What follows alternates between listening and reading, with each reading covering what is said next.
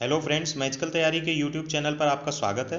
आज बात करेंगे कोऑर्डिनेट एक्सिस को कैसे लोकेट करते हैं 2D प्लेन 3D प्लेन में, और दो पॉइंट्स के बीच की डिस्टेंस को कैसे मेजर करते हैं। अगर हम 2D प्लेन की बात करें तो आपको पता है कि 2D प्लेन में अगर दो एक्सिस आपस में हॉरिजॉन्टल और वर्टिकल हम ड्रा करते हैं तो जो हॉरिजॉन्टल एक्सिस है उसको एक्स एक्सिस से रिप्रेजेंट करते हैं और वर्टिकल लाइन को वाई एक्सिस से रिप्रेजेंट करते हैं, और इनके कट पॉइंट को हम ओरिजिन बोलते हैं।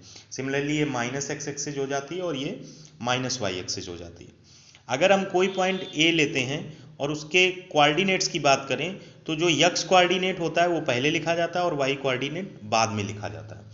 In mathematics, in coordinate mathematics या कोऑर्डिनेट ज्योमेट्री में जो यक्स कोऑर्डिनेट होता है उसको एब्सिसा बोलते हैं, एब्सिसा बोलते हैं, और जो वाई कोऑर्डिनेट होता है उसको ऑर्डिनेट बोलते हैं।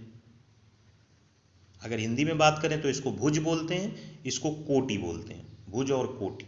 यानी अगर किसी कोऑर्डिनेट एक्सिस में या कोऑर्डिनेट प्लेन में अगर आप कोई पॉइंट लोकेट करते हैं, सपोज ये पॉइंट है 4,5, बोल दिया जाए 4,5 एक कोऑर्डिनेट प्लेन में है, तो इसका भुज और कोटि क्या है? तो भुज हो गया 4 और कोटि हो गई 5, एब्सिसा हो गया 4, ऑर्डिनेट हो गया 5। अगर आप कहें कि ये 4-5 लोकेट कैसे किया गया होगा, तो एक्सिस को मोस्टली मॉडल प्रोटोटाइप फॉर्मेट में स्केल बनाई जाती है। जैसे अगर ये एक्सिस मान लीजिए 6 सेंटीमीटर की है और ये पॉइंट 4 मीटर है, तो 6 सेंटीमीटर पर 4 मीटर तो नहीं लोकेट कर सकते हैं, तो क्या किया जाएगा, इसको कन्वर्ट कर देंगे, यानी हम 1 मीटर को शो करेंगे 1 सेंटीमीटर के बराबर। अब ये पॉइंट लोकेट हो जाएगा। तो ये कंप्रेस स्केल हो गई, कभी कभी इंक्रीज्ड स्केल हो जाती है। तो 1 मीटर को 1 सेंटीमीटर करेंगे तो 4 का मतलब हम 4 सेंटीमीटर चले एक्स एक्सिस पे और 5 सेंटीमीटर चले वाई एक्सिस पे, तो हमको जो पॉइंट मिल जाएगा वो 4,5 यहाँ कहीं आ जाएगा। तो इस तरीके से 4,5 लोकेट हो गया। अब बात आती है कि ये टेक्निकली ओरिजिन से कितनी डिस्टेंस पे है, ये डिस्टेंस कैसे मेजर करें, यानी दो पॉइंट्स के बीच की डिस्टेंस निकालना। तो इसके दो तरीके हैं, एक तो फार्मूला वाइज और दूसरा तरीका है कि फार्मूला आता कैसे उसको समझ लें तो डायरेक्टली फार्मूला हमेशा के लिए हमारे पास रीस्टोर हो जाएगा। तो आइए देखते हैं। सबसे पहले हम क्या करते हैं, हम टेक्निकली दो पॉइंट्स लेते हैं अलग अलग। सपोज ये एक्सिस बना दिया, एक पॉइंट हमने ये ले लिया और एक पॉइंट ये ले लिया। इसका नाम रख दिया x1, y1 और इसका नाम रख दिया x2, y2। ठीक, ये आपका पॉइंट A है, ये इसके कोऑर्डिनेट्स हैं और ये आपका पॉइंट B है। अब ध्यान दीजिएगा, ये जो पॉइंट x1 y1 है, इसमें अगर यहाँ से परपेंडिकुलर ड्रा करें और इसको यहाँ से करें और इसको यहाँ से ऐसे मिला दें और ये लाइन बीच की डिस्टेंस हमको निकालनी है। ठीक है, अब थोड़ा ध्यान दीजिए, ये डिस्टेंस जो है ये x1 है और ये पूरी डिस्टेंस की अगर बात करें तो ये x2 है, तभी तो ये x1 और y1 आएगा और ये x2 y2 आएगा। और सिमिलरली ये डिस्टेंस की बात करें तो ये y1 है और ये पूरी डिस्टेंस की बात करें तो ये y2 है।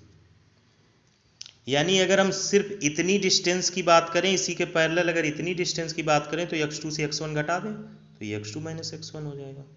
और ये पूरी y2 है, ये y1 है, तो अगर इतने की बात करें तो ये y2 माइनस y1 हो जाएगा। यानी कि जो ये वाला त्रिभुज बन रहा है इसका आधार पता चल गया x2 माइनस x1, लंब पता चल गया y2 माइनस y1, कर्ण निकालना है, सिमिट्री से दिख रहा है, सब चीज़ें हॉरिजॉन्टल वर्टिकल चल रही हैं, तो ये एंगल 90 डिग्री हो जाएगा, यानी ये राइट एंगल ट्रायंगल हो गया। तो इसमें पाइथागोरस प्रमेय लग जाएगी, कर्ण पता चल जाएगा। और ओरिजिनल फॉर्मेट में ए बी कुछ और नहीं, कर्ण ही था इस ट्रायंगल के लिए।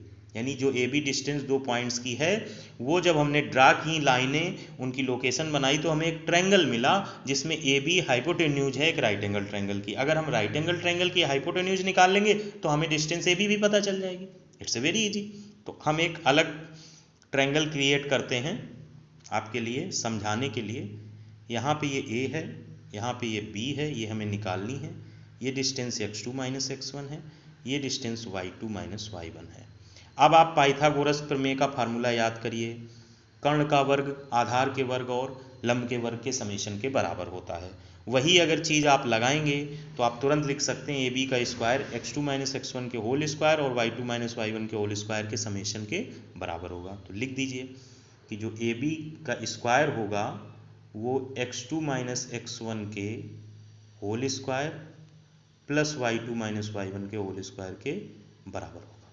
यानी कि अगर ए बी की वैल्यू पूछी जाए तो वो under root of x2 minus x1 के whole square plus y2 minus y1 के होल स्क्वायर के बराबर होगा। यहीं से फार्मूला बन जाता है कि दो पॉइंट्स x1 y1 और x2 y2 के बीच की दूरी का सूत्र होता है ए बी, या दो पॉइंट्स के बीच की दूरी डिस्टेंस डी भी लिख देते हैं इसको कहीं कहीं, डी बराबर under root x2 minus x1 का whole square plus y2 minus y1 का होल स्क्वायर। तो इसके पीछे फंडामेंटल चीज़ यही हो जाती है। अब अगर कोई क्वेश्चन है, सपोज आपके सामने कोई क्वेश्चन ऐसा दिया गया है कि ये पॉइंट 4,5, इसकी ओरिजिन से दूरी बताओ, तो एक तो ऑब्जर्वेशनल डिस्टेंस आप पता कर लेंगे कि ये 5 हुआ, ये 4 हुआ, ये ट्रायंगल बन गया राइट एंगल, एंगल का फार्मूला लगाया, 4 चौको 16, 5 25, 16 25 41, यानी अंडर रूट 41 आ जाएगी। जो भी वैल्यू पॉइंट्स में आंसर हो गया।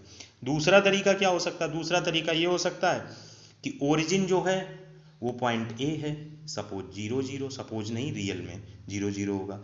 जो बी है वो पॉइंट हमें 4,5 पता है, तो ये वाला पोर्शन x1 हो गया, ये वाला y1 हो गया, ये वाला x2 हो गया, ये वाला y2 हो गया। आप चाहें तो इसको x2 y2 ले लें, इसको x1 y1 ले लें, फ़र्क कोई नहीं पड़ेगा, क्योंकि जो फार्मूला है उसमें स्क्वायर लग जाता है, तो अंदर अगर माइनस भी आएगा तो भी वो पॉजिटिव हो जाएगा। अब इस हिसाब से अगर निकालें तो भी वही चीज़ आएगा। देखिएगा, अगर हम ए बी निकालेंगे तो x2 माइनस x1 करेंगे तो 4 minus 0 whole square plus 5 minus 0 whole square निकालेंगे तो भी अंडर रूट 41 आएगा। यानी यहाँ से एक चीज़ क्लियर हो गई कि आप ऑब्जर्वेशनल तरीके से जो ट्रायंगल फॉर्मेट हो रहा है उसमें निकाल लीजिए या वैसे निकाल लीजिए। अब बात आती है कि इस फार्मूले का यूज क्या है। यूज बहुत अच्छा है। आप हर समय स्केल पे ड्रा नहीं कर सकते। पॉइंट हो सकता है 17.5 18.5, वो पूरा ड्रा करें, हर समय स्केल नहीं बना सकते ना, और पॉइंट्स पता नहीं कहाँ हो, एक फर्स्ट क्वाड्रेंट में एक सेकेंड क्वाड्रेंट में, तो